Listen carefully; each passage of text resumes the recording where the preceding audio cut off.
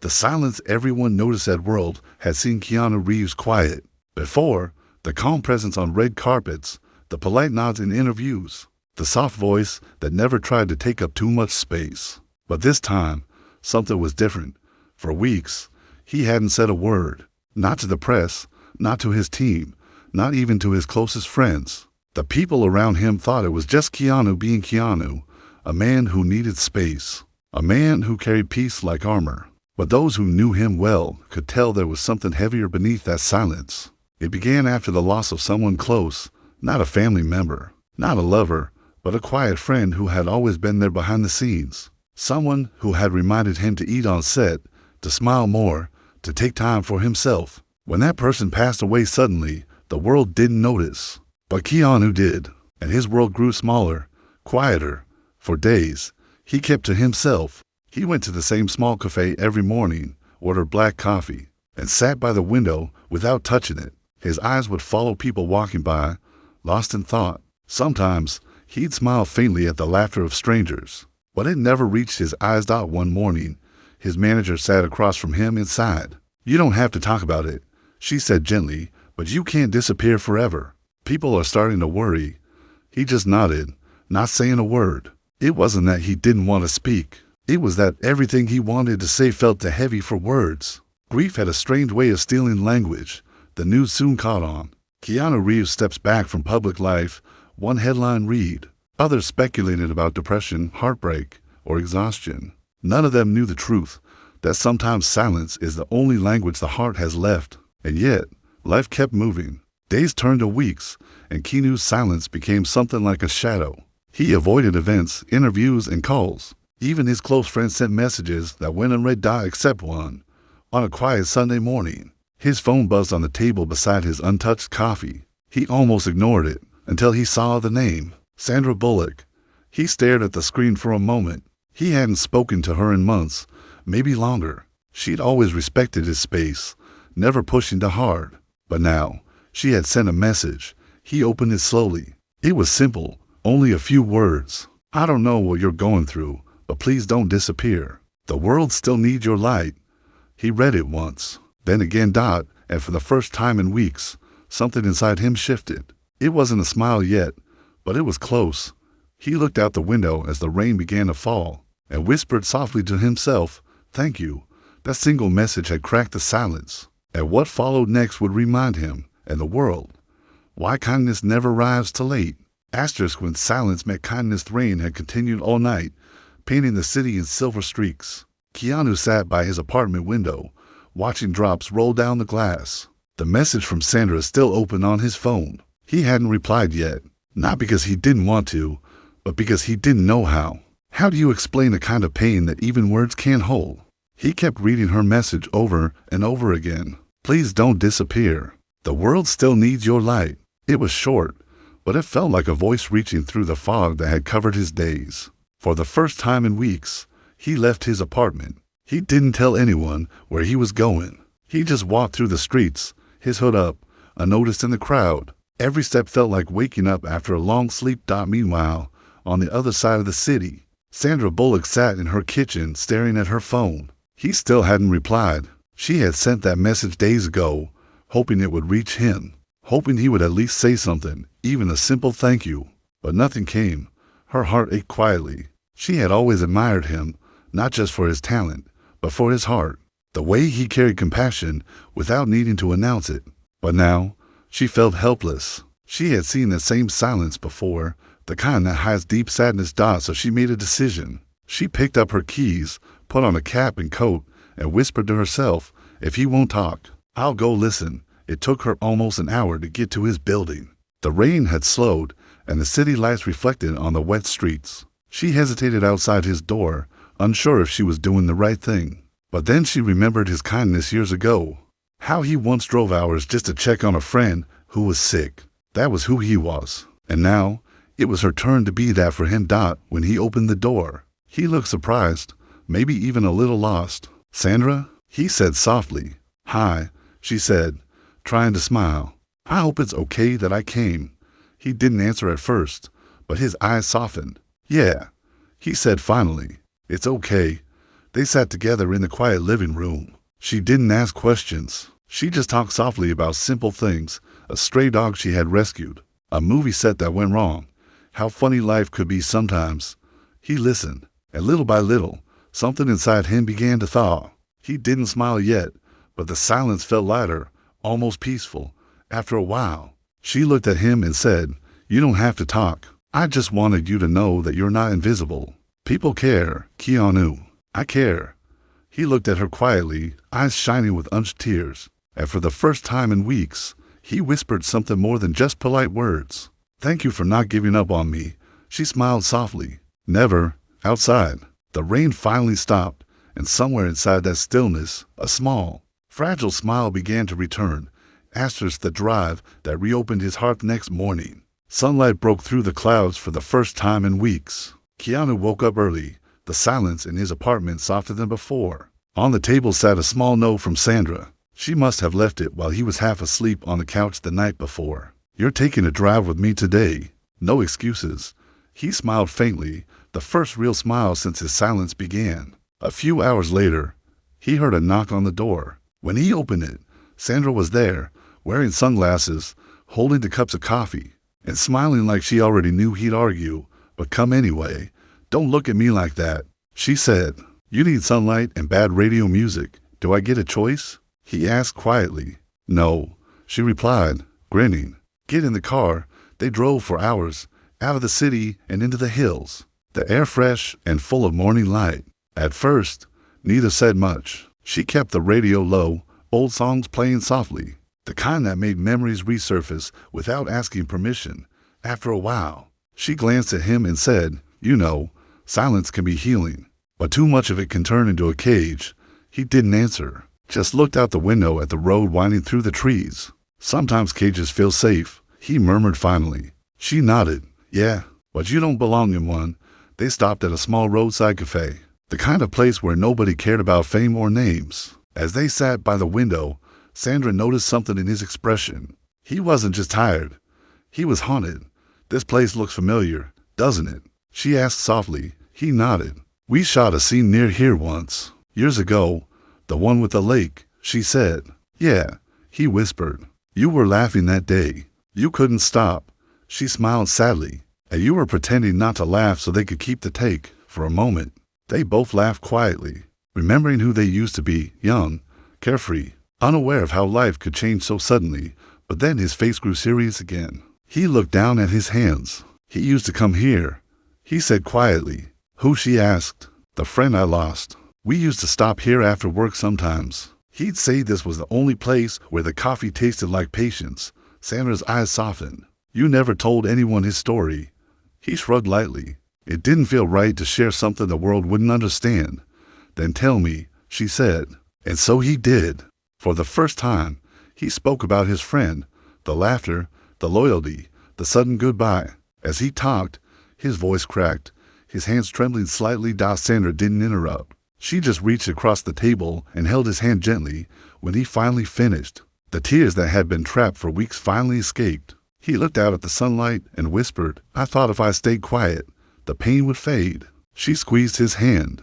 "Pain doesn't fade in silence, Keanu. It fades in honesty." He looked at her and nodded slowly. For the first time in a long time, he felt lighter, not because the grief was gone, but because someone finally saw it without judgment. As they left the cafe, he smiled at her, a small, sincere smile that carried warmth again. "Thank you," he said softly. She grinned. "For the coffee? For reminding me how to breathe again," he replied, and as they drove away, the sunlight followed them, quietly, patiently, like hope returning home. The letter he never opened at the drive had changed something in Keanu. For the first time in weeks, he felt a little closer to himself. He started going out again, just simple things, morning walks, grocery runs, small smiles to strangers. He even sent Sandra a message one morning that said, "Thanks for yesterday. I didn't know how much I needed it." She replied almost instantly, "That's what friends are for." And for the record, "I make great coffee too."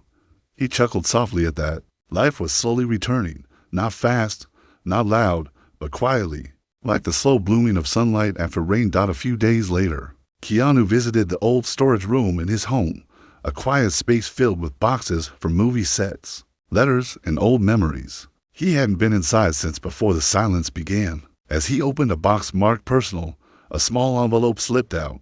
His heart paused when he saw the handwriting. It was from his late friend. Dated just a week before the accident. His fingers trembled as he picked it up. He had never opened it. At the time, he couldn't bear to. It had arrived a few days after the funeral, and just seeing the name had hurt too much. But now, after everything, after Sandra's message, after the drive, after finally speaking again, he felt ready. He sat down slowly on the floor, the letter resting in his hands. For a long time, he just stared at it, breathing deeply. Then, with a shaky breath, he tore it open. The letter was short, handwritten, full of warmth. "Hey man, I know life gets heavy sometimes. You don't talk about it much, but I see it in your eyes. You always give so much of yourself to everyone, but please remember to keep something for you too. You carry peace for others, but you deserve it for yourself as well." Keanu's vision blurred as he continued reading.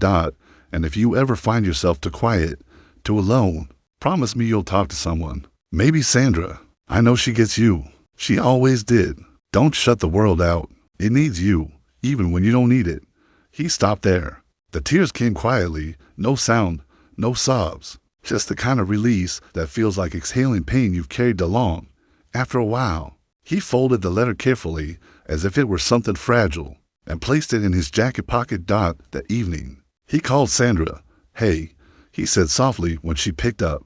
She smiled at the sound of his voice. "That's the first time you've called me instead of texting. Is the world ending?" He laughed quietly. "No. Actually, I think it's starting again." She heard the emotion in his voice, but didn't press. "What happened?" He paused. "I found something. A letter. From him. It mentioned you." There was a silence on the line. Then she said softly, "What did it say?" "That I should talk to you when the world gets too quiet." Her voice wavered slightly. "And did it help?" He smiled faintly. "You have no idea." Neither spoke for a moment. The connection hummed softly between them, gentle, alive, and full of unspoken care. "Keanu," she said finally, "you're not alone anymore. Not now. Not ever." He closed his eyes and let the words sink in. "I know." And for the first time in months, he didn't just say it. He believed it. Asterisk the gesture that moved the world days passed quietly after Keanu read the letter. But something had shifted deep inside him. The silence that once felt like a wall now felt like space. Space for something new. Something healing. He began writing again. Not scripts or lines, but thoughts, feelings. Lessons he had never said out loud. Sandra noticed the change the moment she saw him again. They met for coffee at their favorite quiet place, the one far from flashing cameras and noise. He looked more alive now, still calm, still gentle, but lighter somehow. "You're smiling again," she said softly. He laughed a little, trying to remember how. "I think your friend would be proud," she said. He nodded. "He is." He gave me one last gift, a reason to speak again. She tilted her head. "What do you mean?" Keanu took out his phone and showed her a short message he'd written for social media, but hadn't posted yet.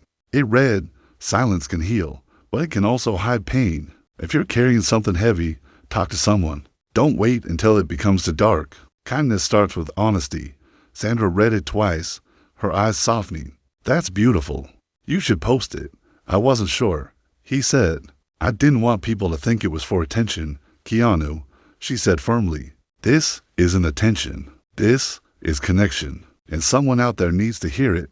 He looked at her for a moment, then smiled.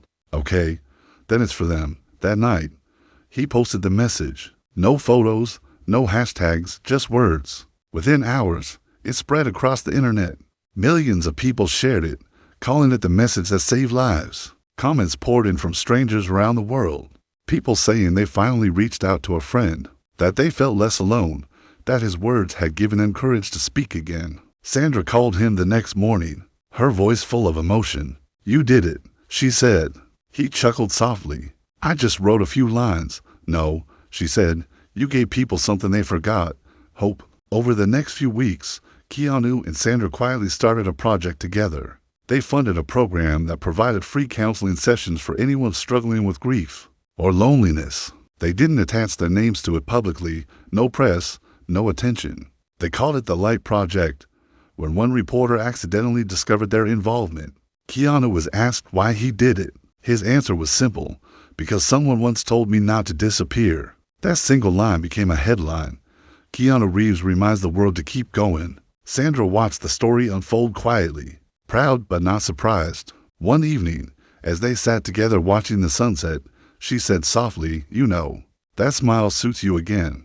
He smiled faintly. "It's yours, you know, mine." She asked. "Yeah," he said gently. "You brought it back." She looked at him for a moment, her eyes warm and misty. "Then promise me one thing," she said. "What's that?" "Don't ever let it disappear again." He nodded slowly. "I won't." And as the sky turned golden behind them, Keanu realized something beautiful, that sometimes the light we lose in silence returns through the people who refuse to stop knocking on the door of our hearts. Asterisk when kindness came full circle months past, and the world had slowly returned to its rhythm. Keanu and Sandra's quiet project, the Light Project, continued to help people everywhere. Thousands of letters arrived at the foundation from strangers who had found comfort through their message, people who had chosen hope instead of giving up. Keanu read some of them every night. Some made him smile, others made him tear up, but all reminded him of the power of words and of one person who had helped him rediscover his own. Sandra. One evening, after a long day of filming, she called him. Her voice was calm, but softer than usual. "Hey," she said, "you busy?" "Never for you," he replied. "What's wrong?" She hesitated. "Can you come over? I just need some company tonight." He didn't ask why. Within an hour, he was at her doorstep, carrying the cups of coffee. When she opened the door, her eyes looked tired, not from work, but from something deeper. They sat together in her living room, the quiet wrapping around them like a blanket. After a while, she said, "You remember how you went silent for weeks?" He nodded slowly. "I think I understand that now," she whispered. He looked at her gently. "What happened?" She took a deep breath. "It's my mom's birthday tomorrow. She's been gone for years, but every year around this time, I just fall apart. I keep working, smiling, pretending. But tonight, I couldn't do it anymore." Keanu said nothing, only listened, the same way she had listened to him months ago. "I kept telling myself I was fine." She continued, "But when the quiet came, it hit me all over again. The emptiness, the missing, the guilt for still missing her." Tears filled her eyes. Keanu reached over, gently taking her hand in his. "You don't need to hide that pain, Sandra," he said softly. "Grief doesn't have an expiration date. It just changes shape." She nodded slowly, tears falling freely now. "I just didn't want to feel weak." "You're not weak," he said. "You're human. And strong people cry too. They just do it quietly for a long time." She said nothing. She just leaned her head against his shoulder. They sat there in the soft glow of the lamp, the world outside fading into silence. After a while, she whispered, "You know, you once said someone's message brought your smile back. I think tonight, you're returning the favor." He smiled faintly, eyes glistening. "Then we're even now." She shook her head gently. "No, not even, just connected." He thought about that word, connected, and realized it was true. Their friendship had become something more than comfort. It was proof that love, in its purest form, doesn't always need romance. Sometimes it's found in understanding, in quiet support, in shared healing. As the night grew darker, Sandra fell asleep beside him on the couch. Keanu covered her with a blanket, then looked at her with the same peaceful smile she had given him months ago. When he couldn't find one, he whispered softly, "Thank you for bringing me back." Outside, the moonlight reflected through the window, calm and silver, as if the world itself was listening, and in that stillness, it became clear the silence that once broke him had now become his strength, and the kindness that once saved him had come full circle. Because sometimes, the greatest love stories aren't about falling in love. They're about lifting someone back into the light.